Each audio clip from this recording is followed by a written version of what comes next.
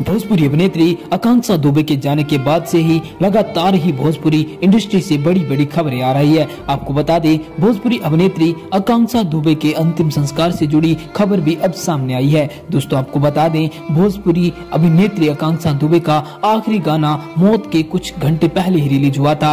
बता दें, महज एक दिन में ही इस गाने को 2 मिलियन से भी ज्यादा व्यूज पार कर चुके थे। वहीं आपको बता दें दोस्तों, आकांक्षा भोजपुरी के सुपरस्टार पवन सिंह के साथ नजर आ रही थी। गाने में आवाज पवन सिंह और शिल्पी राज ने दी है। गाने को म्यूजिक टोन यूट्यूब चैनल पर रिलीज किया गया है। इसमें आकांक्षा गोल्डन कपड़ों में धमाल मचाते नजर आ रही है। आकांक्षा के जाने से उनके फैंस यकीन नहीं कर पा रहे कि आकांक्षा इस तरह जा सकती है। दोस्तों, अगर आप भी आकांक्षा के चाहने वाले में से हैं तो आप उनके लिए ओम शांति RIP कमेंट करें, और अगर हमारे चैनल पर नए हैं तो चैनल को सब्सक्राइब करके बेल आइकन को जरूर दबाएं। Thank you for watching this.